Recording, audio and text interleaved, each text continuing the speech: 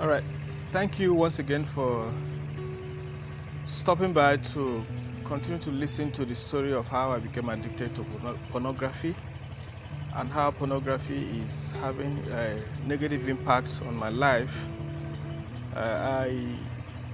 If you have been following the story from day one, today is the 8th, and I want to say that I am not attempting to say that all that I am going through in life, whatever negative impact I have in life, is as a result of me being addicted to pornography. No way. There are a lot of other things that I didn't do right. There are a lot of other things that I didn't even do at all that I needed to do. Yeah, but like I said in one of the videos, I think that is day 5, pornography is one factor that has taken away a lot of the time I needed to have used in doing something.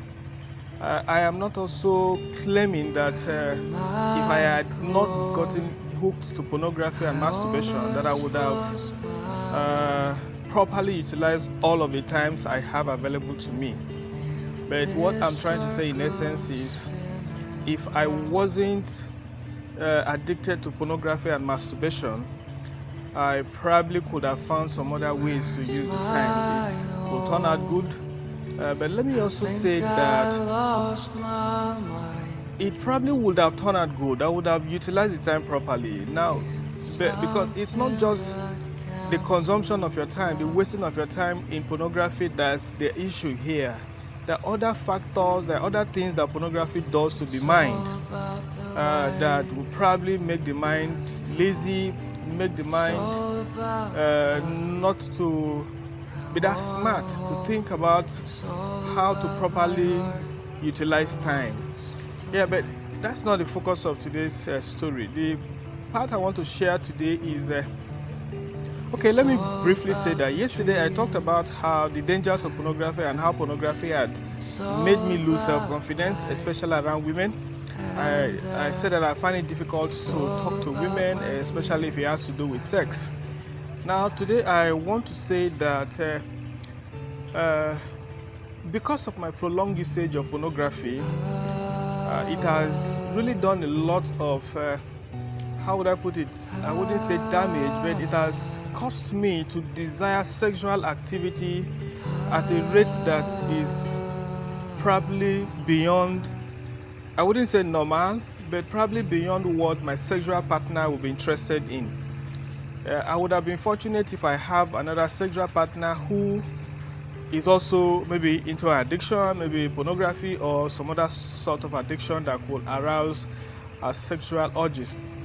But I got married to a woman who was not very exposed to things that has to do with sex, and so sex to her was like a work, like a job, and she really didn't see the need for regular sex, and I want it.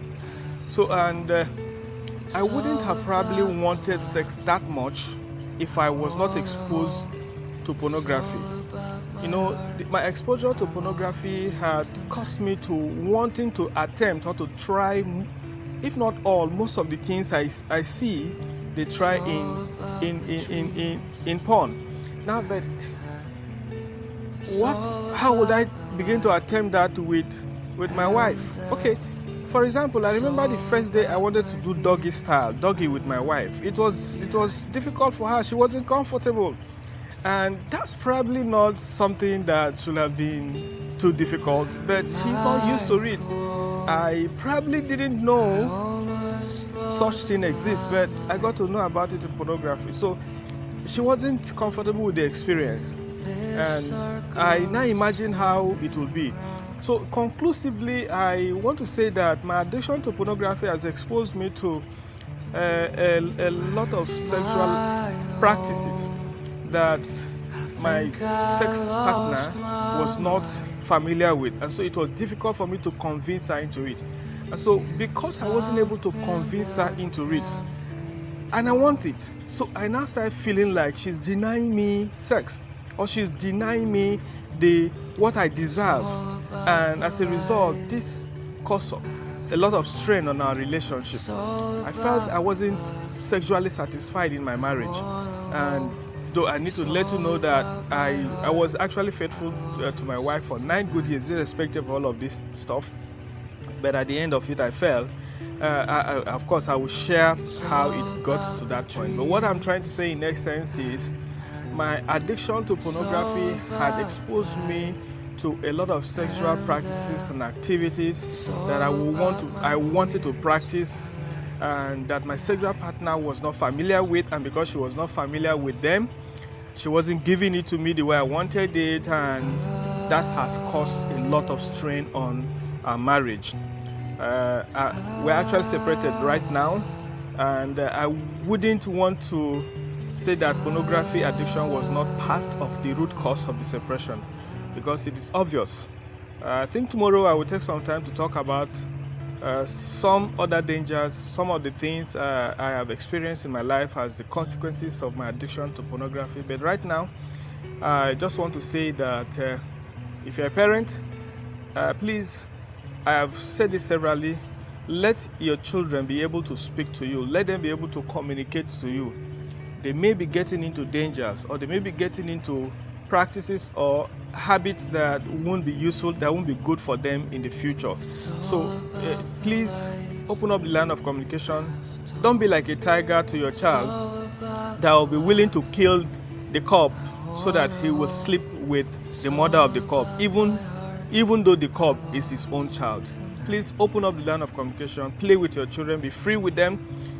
You are definitely sowing a seed of mutual confidence in them, and they will be able to confide in you and tell you their fears. I didn't have any around me. It is telling on me today. Thank you very much, and God bless us all.